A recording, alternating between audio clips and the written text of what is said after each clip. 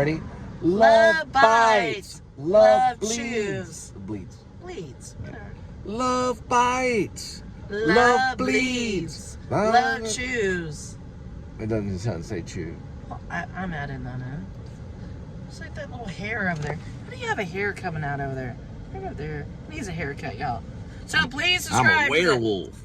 Yeah, please subscribe to the show, and he needs a haircut really bad. Dead bodies. Is there a single engine? A little MiG? Here. Yeah. Let's do that first. Well, let me go that way then. What is it?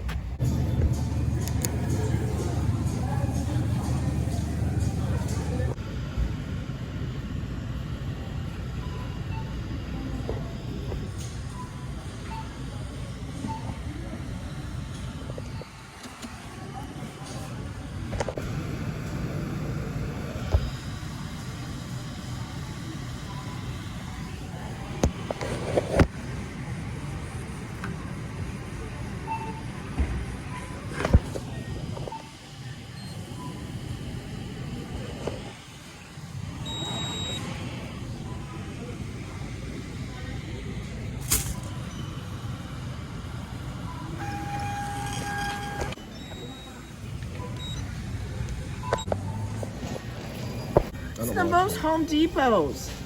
This is the product of Lori from Shark Tank. Scrub Mommy.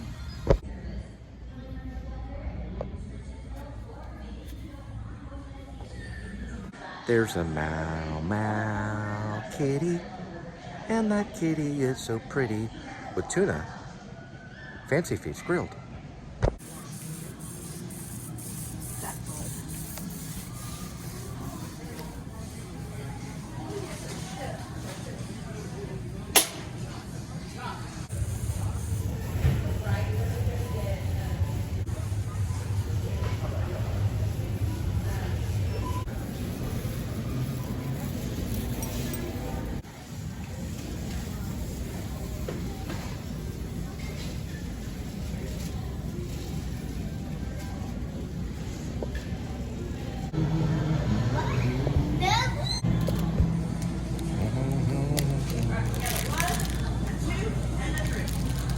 Wait, hang on. Sound, speed, rolling, action.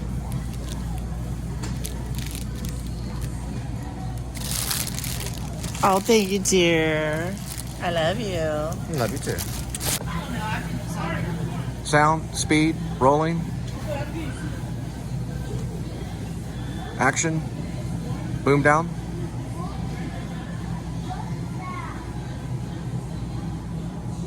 Boom up. Cut.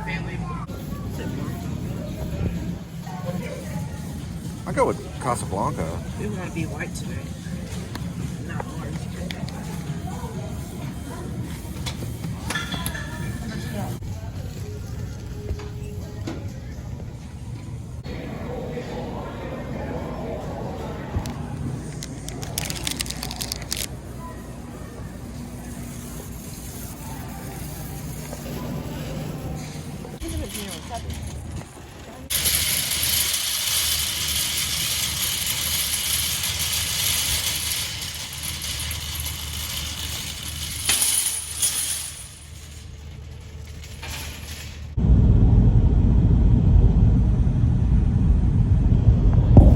All right, 60 degrees Fahrenheit, 8,638 miles on the odometer. It's a Wednesday, January 15th, 2025.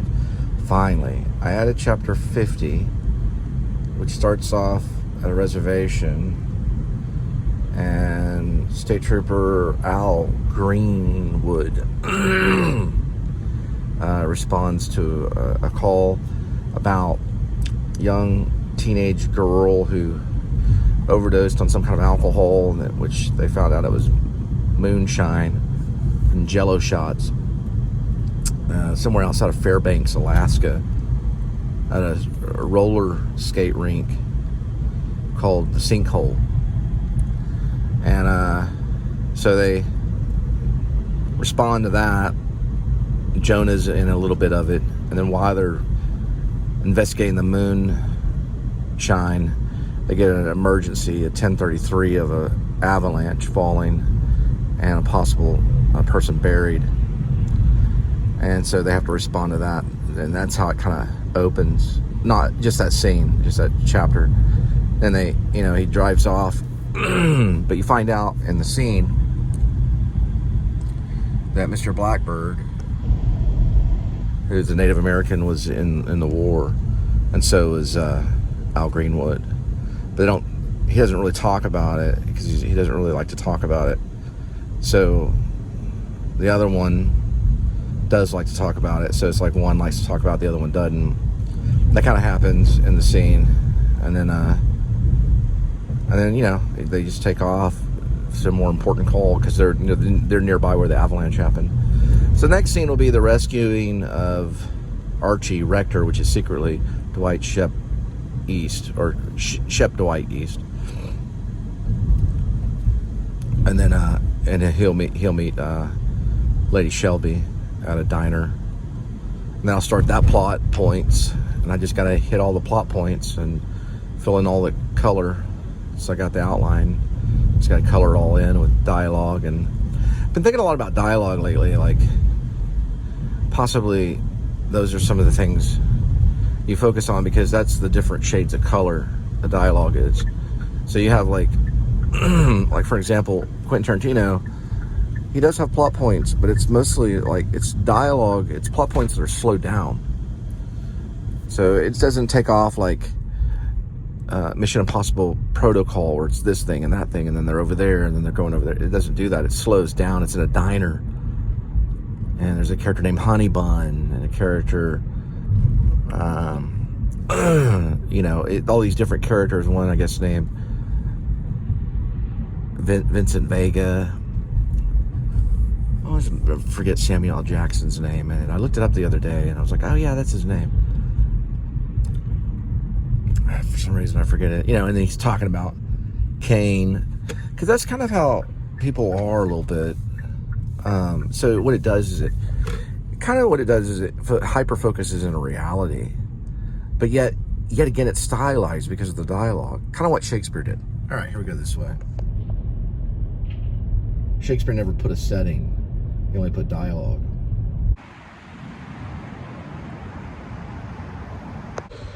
All right, so here it is. The moonshine, you had to have coiled tubing for that, and the kid got too much of it, about 100 feet of it. I finally get to the avalanche. That was down 20 feet in the rabbit hole. You can see Shep down there. Another little avalanche goes off. Snow doesn't quite get to him, but it almost does. So Al goes, there could be another one coming. We gotta get something down to him. Something to help him breathe. Go and grab his oxygen mask. Do we have any tubing or anything like that? Or something like that. He says, well, I've got that moonshine coil, which is about 100 feet of it. So they take the 100 feet line of tubing and lower it down in the rabbit hole. Get that tube down to Shep. It's 100 feet of it. So they hook that up to an air compressor. Press air. Next thing you know, avalanche happens. Now he's down 50 feet plus 20, 70 feet under. But he's got that 100-foot coil. So as long as he's got that oxygen good down there, he'll be okay, breathing wise, but he can get cold real quick. So then I have to start digging. They finally get to him for hypothermia sets in. It gets close, they have to get the air compressor going and move out of the way from the avalanche. The dog helps dig too. They get these two little shovels until Chopper gets there and they get better equipment. They finally get him out after a few hours. He's cold but not dead. And they get him to base camp.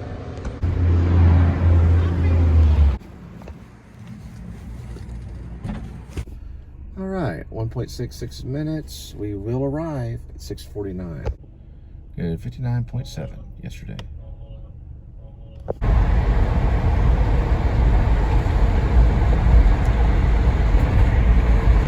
Yeah, I've been thinking about Quentin Tarantino lately, and the film critic was dismissed, which I think that might have been a ruse or something, him going on with him with Tom Cruise. Now, if we talk about historical drama as opposed to modern day, we start off with Reservoir Dogs, which that one I'm going to hang off a little bit on the time on that one. But I do know Pulp Fiction's modern day, and there's signifiers for each one of his films being modern day. Now, Pulp Fiction is modern day, and I found out a reason of this because of certain things that happen, and it's the piercings, right? The piercings, Eric Stoltz's girlfriend has the piercings. That's modern day. That's probably the 90s, going on the 90s for sure. Barely maybe 80s. That'd have to be 90s, 1990s. That was modern day for that time when Pulp Fiction was released. He stayed in modern day for quite a bit of time. So after Pulp Fiction, he's going to move into a film called Jackie Brown, which also is modern day as well because of the line Matrix. You want a Matrix?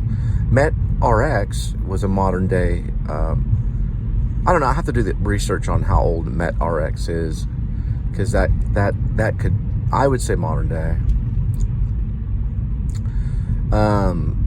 Especially, I don't know. I mean, I don't know how long that's been on the market, but I would say modern day. After Jackie Brown, we're going to move into, if I'm not mistaken, I believe Kill Bill series. Kill Bill series is going to be modern day because of the motorcycle. A motorcycle helmet and all that stuff is pretty modern day. Pretty sure. Yeah, I'm pretty sure that's modern day. Might be argued on the motorcycle helmet, but I'm pretty sure it's modern day. You got to look at the vehicles and stuff like that, the cars and stuff. After the Kill Bill series, we're going to warp backward in time to the late 1940s Germany. Probably 1944, maybe 43, maybe 45. I don't think 45 because they were losing the war big time by then. Probably 1943, 1944. They still thought they were winning in 1944. Even at times in 1945, they thought they were winning. So we know we went back in time for sure on that one. Now, he does go way back in time right after. It's pretty easy to remember Django Unchained going first because that's what you would think. But Inglourious Bastards, you know, is before Django Unchained because he found Christoph Waltz for Inglourious Bastards, so he did Inglourious Bastards first. That's why I mentioned 1944. Then he goes into Django Unchained because he used Christopher Waltz again. And that's probably 1840s, maybe, around that time, maybe 1850s. Don't know if it was before Alamo or after Alamo.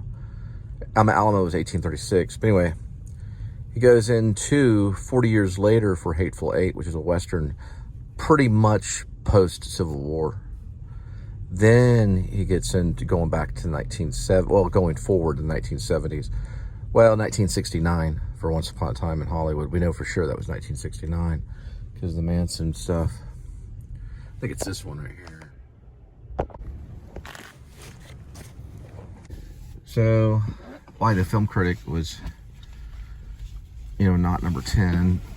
Or we know that supposedly Tom Cruise was behind it. Hang on for a second. Supposedly, yeah, Tom Cruise was maybe behind it. Maybe there was a control issue, I don't know. Or maybe he just wanted to do that. I don't know if it was, true. And supposedly Brad Pitt and Tom Cruise. I don't know for sure, because Brad Pitt and Tom Cruise were both in Interview with a Vampire. So I don't, whether that continues on and he's wanting to make people think that it's not, so that it either could be made or became too popular, I don't know. I know that when you're doing a movie, you're not supposed to talk about it because I guess it weakens it or something. But no one really, I don't think anyone predicted Once Upon a Time in Hollywood. They didn't predict Hateful Eight. The only one that would have been predicted was probably Kill Bill 2, but that was supposed to be like one long movie. split into 2 volumes. Now, whether he writes the book, The Movie Critic, and we get to read it, because you can read some of his books. You can read Once Upon a Time in Hollywood, if I'm not mistaken. That's a book. I've read some of it. It's pretty good. You know, I think it starts off a little slow. The thing is about Quentin that makes him a filmmaker rather than a novelist, which he's kind of a novelist, because he gives books to his actors and they're like, read this for backstory. And it's like, I don't know how many pages, but that could be a rumor or not. I don't know for sure. It's a longer process, but I think he's against the formalistic ideal screenplay formula and then giving that to them. So, you know, he likes to give them backstory and have them read all this stuff so they can get the cliff notes, or they can just read all of it, I guess.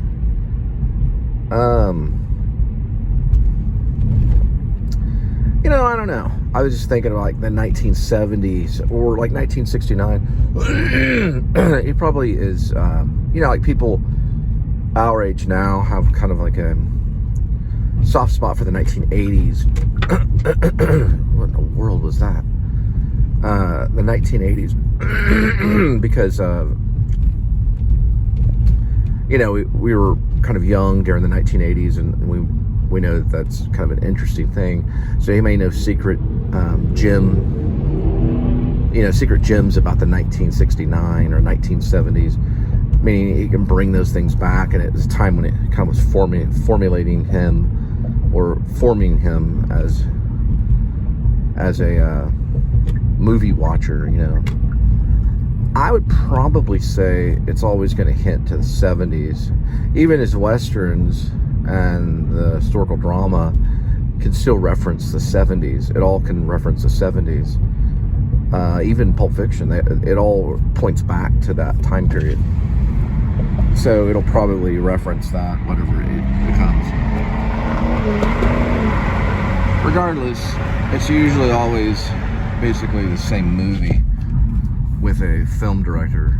Even Kubrick, there's connections between all his movies. Even though Dr. Strangelove is very different than a lot of Kubrick's later stuff. 100% different, but there's still probably connections in the way that it's done. Because it's more of a putting together of these puzzles. You know, only certain directors can do it certain ways, but we don't know. I don't know. I thought we were going to see this thing called Film Critic. It looked kind of cool, and then all of a sudden, all the articles that come out say, no, it's been canceled. So we could wait. It could be a Terrence Malick thing, as they say.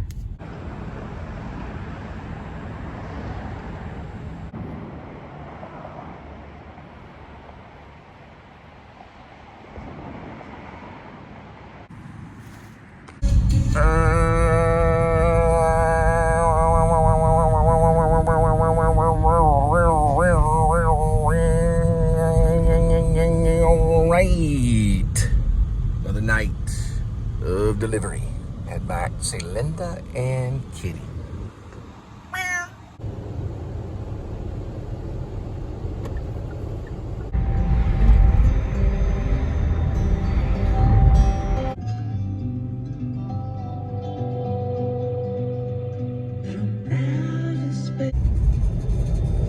If I die.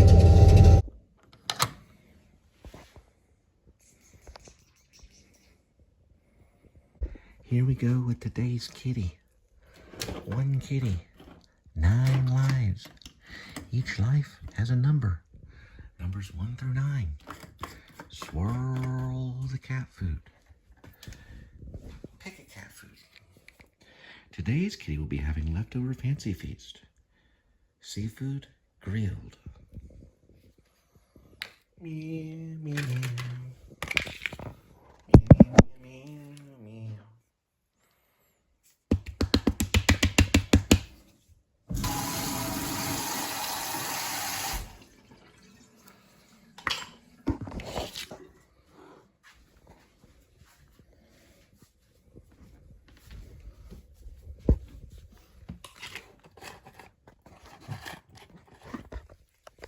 That's a good kitty.